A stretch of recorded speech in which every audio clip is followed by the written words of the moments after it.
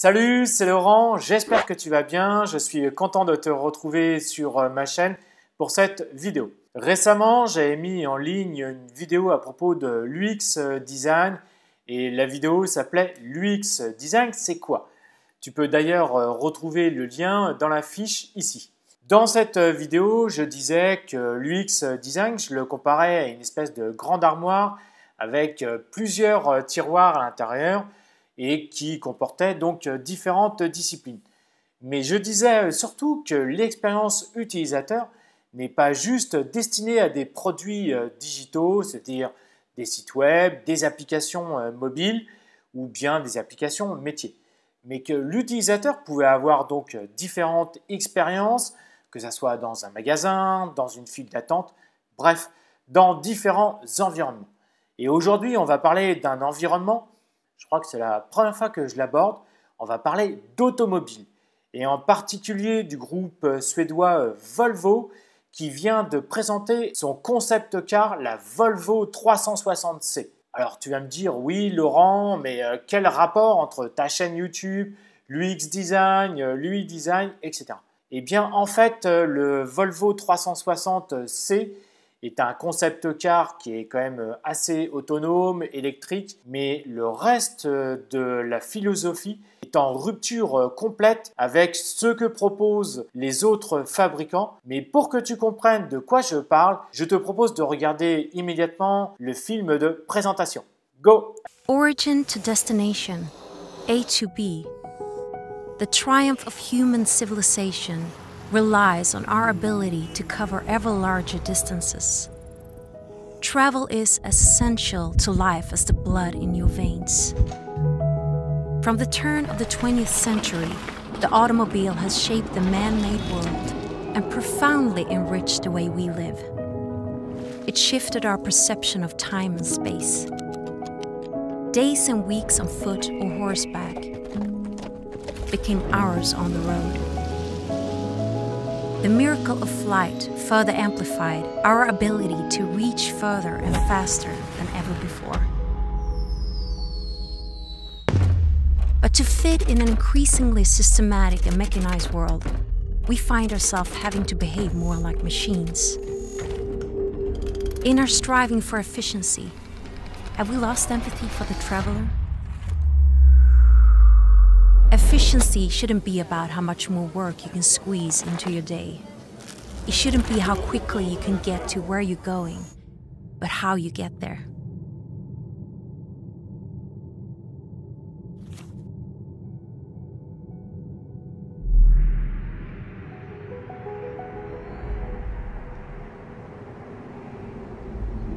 What if autonomous travel can eliminate the stress that lurks between A and B? Could autonomous technology be used to provide a space for you to live your life on the move, whichever way you choose?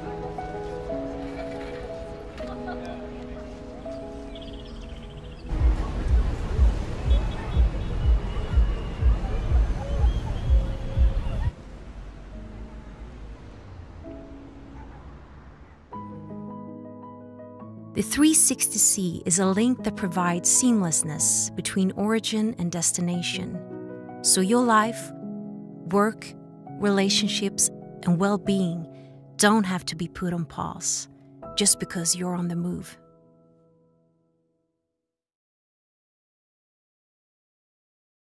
Dans ce très beau film de prospective, Volvo met en scène un véhicule autonome électrique.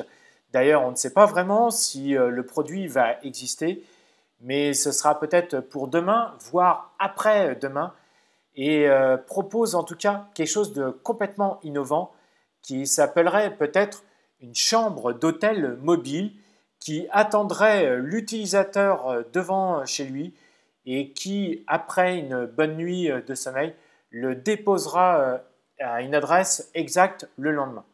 Volvo met en scène une parfaite illustration avec une rupture technologique, c'est-à-dire la voiture autonome, c'est-à-dire que les autres acteurs proposent une voiture autonome mais qui sera toujours rattachée à un domicile ou à un utilisateur.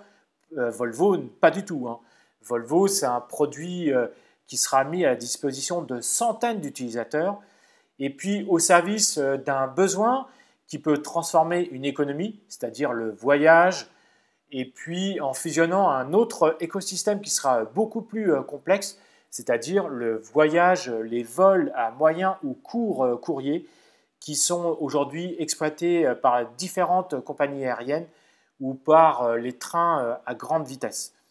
Donc ça veut dire que Volvo va rentrer en rupture totale avec différents acteurs, que ce soit les taxis, les VTC, l'hôtellerie. Tout ça, si ça va exister, risque complètement d'exploser. Donc Volvo va proposer un seul produit autonome et électrique. Et donc cela, bien entendu, sera beaucoup plus simple pour les utilisateurs et potentiellement beaucoup plus efficace. Comme vous l'avez vu dans ce film promotionnel, ce concept car présente 4 utilisations potentielles, c'est-à-dire comme un environnement de couchage, donc une chambre d'hôtel mobile, comme je le disais, mais également ça peut être un bureau mobile, un salon également ou un espace de divertissement. Et cela représente une option très attrayante dans le voyage puisque finalement ça n'existe nulle part ailleurs. Alors pourquoi parler d'automobile du groupe suédois Volvo et en particulier de la Volvo 360C? Eh bien je trouve qu'autour de cette idée, la philosophie est vraiment intéressante et puis surtout cela me replonge il y a quelques années avec l'arrivée de Airbnb, de Uber, qui ont complètement modifié, et ça je suis sûr que vous êtes d'accord avec moi, le paysage par exemple de la location immobilière à courte durée ou du transport de porte à porte interurbain. Personne n'y croyait au début, mais finalement cela a fonctionné et ils ont complètement modifié le paysage économique en France, mais aussi en Europe et puis à l'international surtout. Comme vous avez pu le voir dans le film et que je le disais à l'instant, Volvo n'a pas du tout l'intention de produire ce véhicule, ce concept car, à un usage personnel et arbitraire, entre guillemets, mais pour une large population, pour un ensemble de personnes, pour plusieurs centaines de personnes. Un peu comme un Vélib ou un Autolib qui n'existe plus, mais voilà. Et ce véhicule autonome pourrait produire moins de pollution, donc ça veut dire moins également de congestion routière et offrir des avantages qui sont liés également bien entendu à la santé et au mode de vie pour les urbains, pour les citadins. Cela ouvre donc aussi des possibilités sur ce qu'on pourrait appeler la liberté résidentielle, c'est-à-dire moins de pression réduite sur les prix de l'immobilier, d'accession à la propriété qui serait plus abordable. Ça voudrait dire que finalement les utilisateurs ne seraient plus obligés de vivre dans les villes, mais pourraient habiter en proximité des centres urbains et profiter justement de ces véhicules autonomes. Avec ce concept car, Volvo veut entrer en concurrence avec les compagnies aériennes qui proposent des trajets à courte distance. Mais Volvo veut aller au-delà de ça et veut proposer par exemple du sommeil à 360 degrés à ses passagers. Les utilisateurs pourraient voyager en première classe et puis surtout ce qu'on appelle en door-to-door, c'est-à-dire de porte à porte, sans les inconvénients bien entendu de tous les transports qui sont inhérents pour se rendre à l'aéroport, mais aussi tous les inconvénients qui sont liés au transport aérien, c'est-à-dire à la sécurité aéroportuaire, aux files d'attente, aux avions bruyants, aux sièges étroits, puis également à tout le stress qui est occasionné autour de ça. Voilà, c'est terminé. J'espère que le sujet vous aura néanmoins plu. Je sais que c'est un thème qui est très différent de ce que j'aborde d'habitude sur ma chaîne YouTube, mais néanmoins, l'expérience utilisateur, l'UX design, c'est aussi s'intéresser à d'autres choses, à d'autres environnements, à d'autres espaces Et puis, c'est aussi une façon de connaître son environnement, peut-être le futur également. Et puis, je sais que vous êtes des gens très curieux et forcément donc intéressés par ce sujet. Maintenant, j'aimerais connaître votre avis sur ce concept car de chez Volvo. Est-ce que vraiment ça va exister? Est-ce qu'il va être vraiment en fracture par rapport à ce que proposent les autres constructeurs? Est-ce qu'il va rentrer vraiment en concurrence avec les compagnies aériennes, avec l'hôtellerie, les VTC, les autres transports, le taxi, etc. Il y a plein de sujets.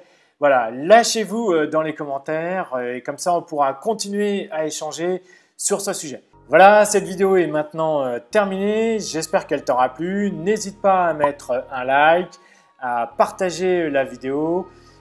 Également, tu peux, comme je te le disais, écrire des commentaires dans la vidéo.